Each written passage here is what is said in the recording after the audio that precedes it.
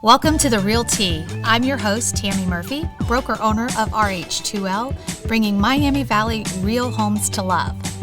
And I'm Ellie Sollenberger to give my perspective as a home buyer.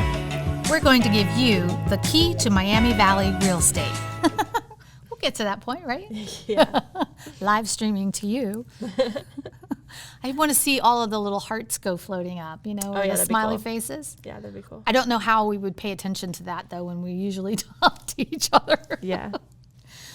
Hi, thanks for coming back and joining us. And today we've got some buyer frequently asked questions, things that come up. Yeah. So when should I make an offer on a home? I will say that in this market, you need to be prepared that if you're going to look at the home to tour it, you need to be prepared to make an offer. I'm not saying that you have to make an offer on the first house that you see, but if we've done our due diligence correctly in our discussions, like what is it that you're looking for, what's your budget, we've set those parameters, it's very likely that we could have the first house come up and it actually be the right one for you. So sometimes you pull the trigger on the first one. So that kind of leads to my next question is it likely that I will find the perfect one on our first day looking? Not likely that you'll find perfect. When somebody says perfect for them, that's obviously a scenario that you want to look at. We always say in real estate, no home is perfect. There's always going to be something like you don't like the color of the carpet in the living room, or you don't like the design wallpaper that's somewhere. But those are all cosmetic things that can be Yes. fixed.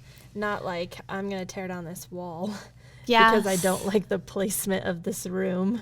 Yes, but when you have new buyers that are coming into this, and I will say, I make mention of this a lot with HGTV, and you see a lot of the programs where a home is perfect and there isn't anything revealed about the inspection process or how it got there or anything. False illusion of having this ideal perfect scenario in your head may set you up for being disappointed. Mm-hmm. So if it meets the criteria, cost, location, those types of things, functionality, right, quality of life, that has a better feel of being perfect for you versus making sure that there isn't any paint that's chipping or any yard work that needs to be done. I mean, you get into all the different things that, yes, could be cosmetic, but if a buyer doesn't understand that these things they have to put their personal touches on is an opportunity for them to create that home environment they want, maybe they are disillusioned at the beginning. So I feel like that is the difference between a cozy home and a not cozy home, or a homey home. Yes. I used to call them. And when you walk in and you can tell that somebody has made it theirs versus there was that hole on the wall, so I went ahead and put my picture up exactly in the space as the previous owners. Yes. And we see trends. Trends are a big thing in real estate. And no, you don't really get more value for trends. Obviously, it depends on the situation. But cosmetic trends, the decorating style that one person may have, it may look great in the pictures. It may be a great fit for that home, for their lifestyle, but it might not be your particular style. And so, like in the home that I sold, I had a dark blue kitchen. Mm-hmm. The cabinets when I bought the home were white, and then I redid the kitchen and it was like navy blue. Mm-hmm. I thought it looked a lot better, but that might not be some people's taste. Correct. And that's why a lot of people will say, do an allowance on a listing so that the buyer gets to choose what flooring they want, or if they're going to paint the walls, instead of the seller going through the expense and the time-consuming process of having all of that done just for the buyer to come in and make it out. Oh, you don't spend $10,000 a day before pictures are taken painting a house? I didn't know that.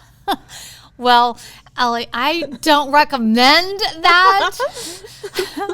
Thanks to your hubby, it has happened. Yes. And it made a difference, obviously, in the process that we were dealing with there. But I think the difference comes down to what someone's comfortable with. And if you're dealing with a loss of a loved one and you've got kids that are coming out of school and you're trying to get moved out and you need to be out of the house in order to get it sold, and you really are dealing with, I just have 2 weeks to make everything happen, the last thing that person wants to do is go in and have everything painted. Yeah. They're not wanting to put the expense out. I'll give somebody an allowance for that. And as a buyer in this market, you know what? I would rather put my own personal touch on it and paint it the color that I want and choose the flooring that I want. So especially with accent walls. Yeah. Which I think were in for a long time, but now they're not really for like color accents. More it's like a texture accent that's in now. Yeah. And texture accent, if I've got to go in and chop up a bunch of tile because I didn't like it, I'm going to be pretty pissed. And it's a little bit more above what the normal person wants to even deal with. Right. Not everybody wants to deal. I mean, how many people cringe when they see wallpaper all throughout the house? If you've taken rooms of wallpaper down, you don't want to deal with wallpaper in another house, usually. Yeah. And it dates the house. It does date like the house. when you do those kinds of trends. But it works perfect for you when you're living there. And that's the thing, is that if I'm doing it for me, that's different than me staging a home for the general public. Then I want to make it neutral. I want to make it friendly. I want to make it inviting, right? Yeah.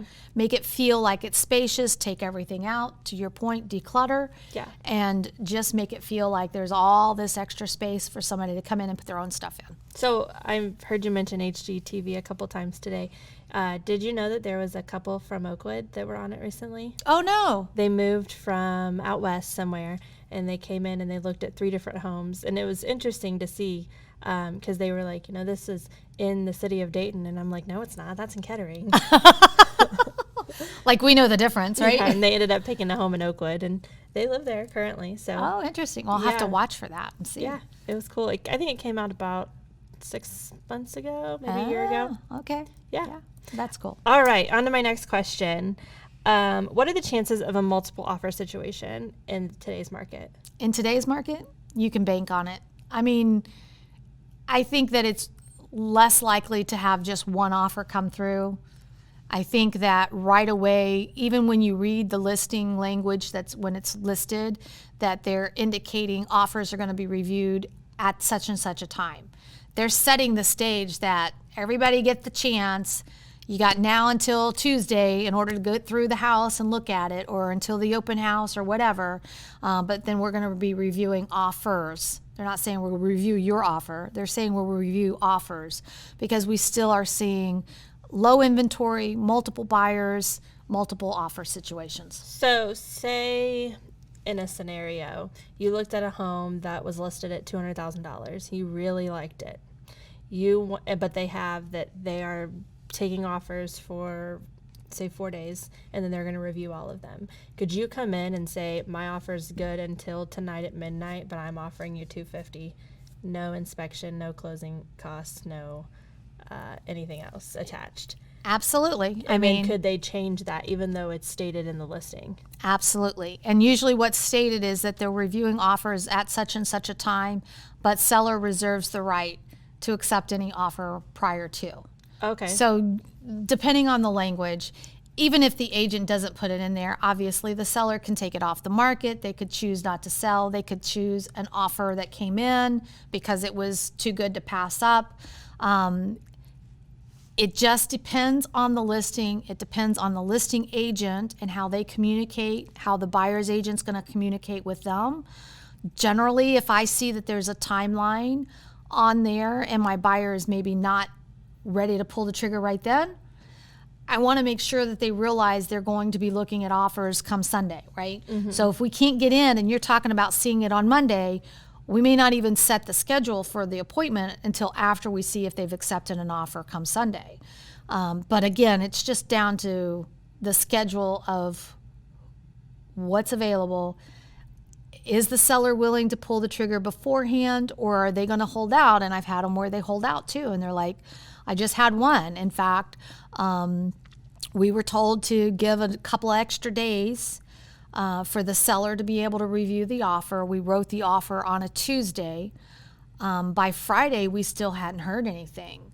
And we're like, okay, well, obviously they went with another offer because not all agents return the call. That's what I was about to ask. If you put in an offer, is it common courtesy to call every agent, or do you just call the one that you pick?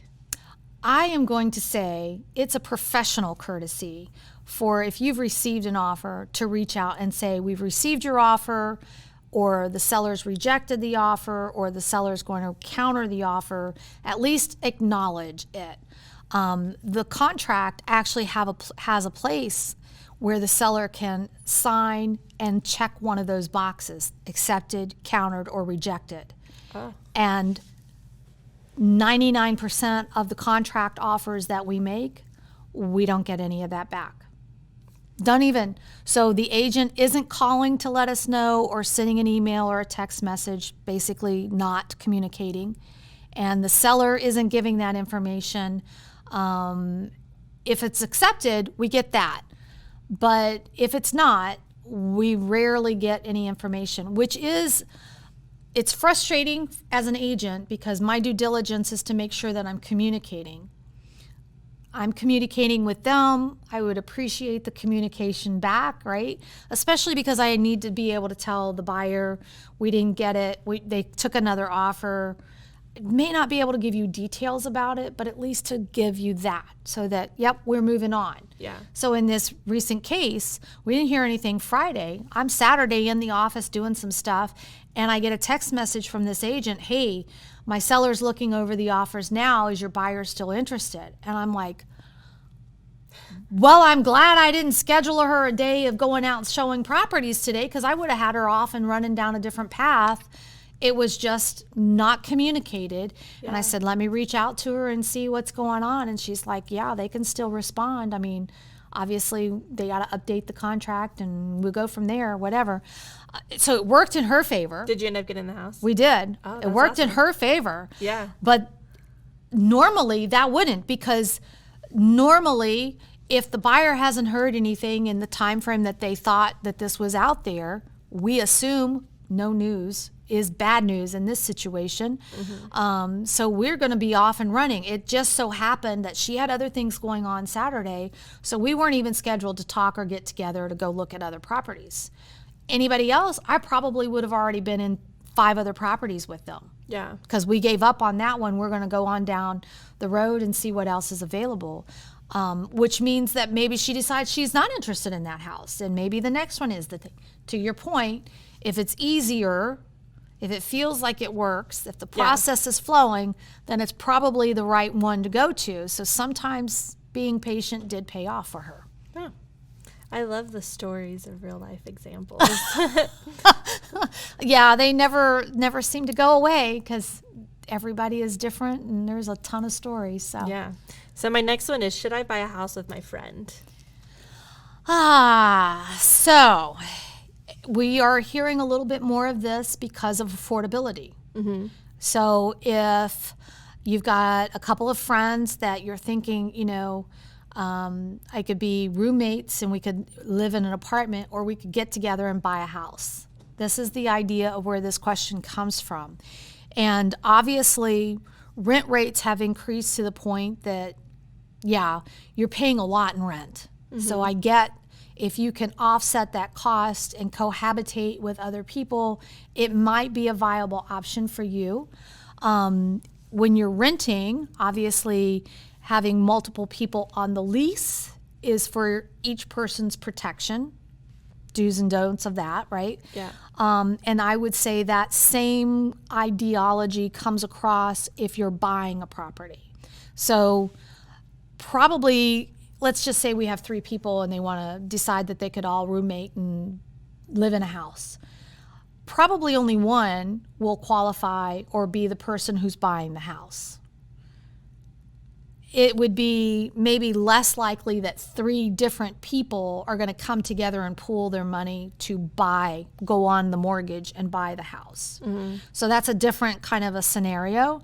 The person who's doing the mortgage, I would recommend then that you're going to do a lease with the other parties so that at least there is some written agreement having a indication of how the monetary information is going to go. Who's responsible and who pays what and how does it break down. Yeah. If you have 3 people who are legitimately coming into the mortgage, now you have 3 different entity people who each have their inheritable rights for ownership.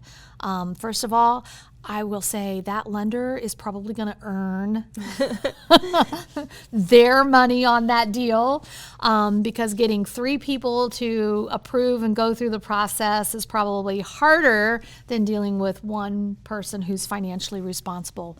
But the takeaway on this is that the court system, if something goes wrong, then it's going to be a legal action. And what we've heard is if you're married, there's a whole legality that goes through the court system, right? You have a right, they have a right, and the people are addressed at that point. Mm-hmm. But if there is not a marital aspect to it and you're just friends, the courts don't know how to deal with that. The legal system doesn't deal with that as a whole.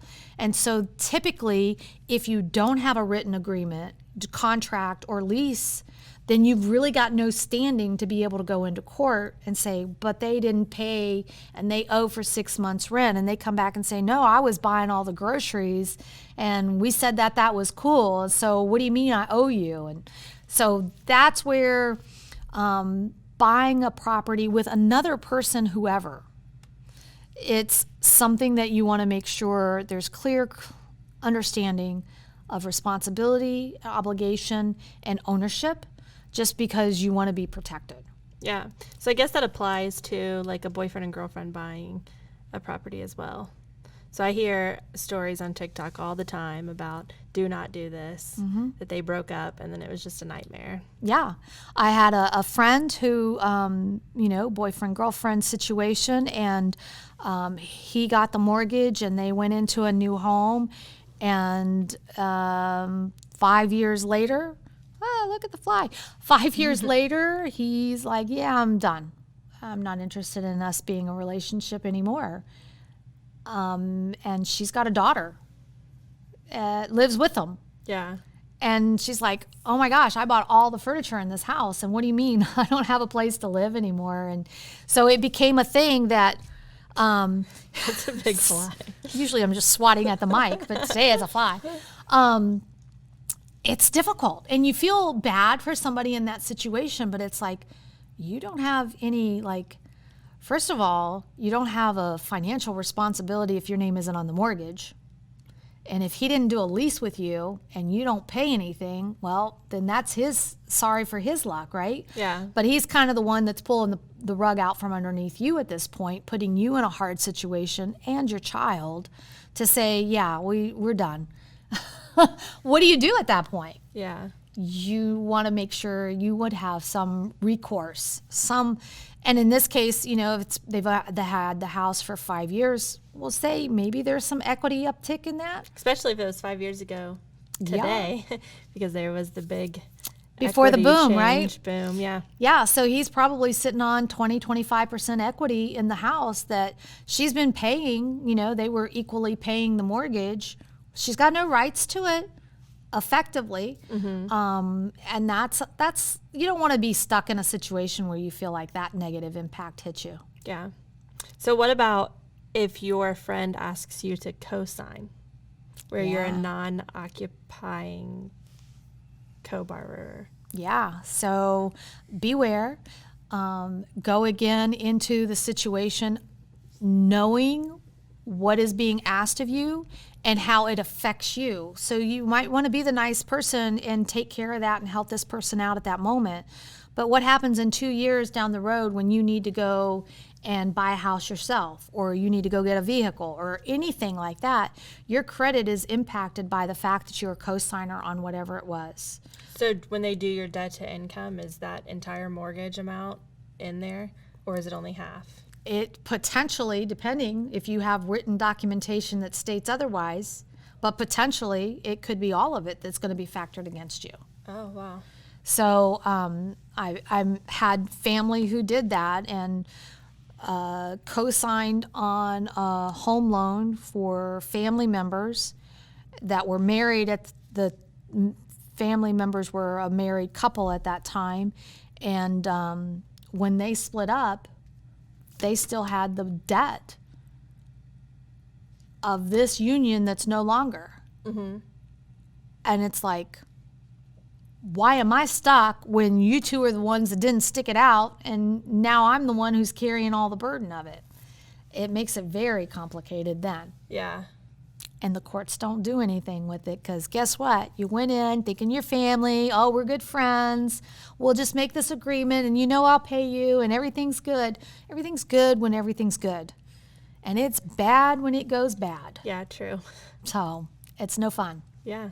So based on what we talked about today, what is our tip? The tip is to protect yourself in having written agreements, regardless of the relationship. Like, if it's your son or daughter who's moving back home and they're going to pay some money towards rent, put it in writing.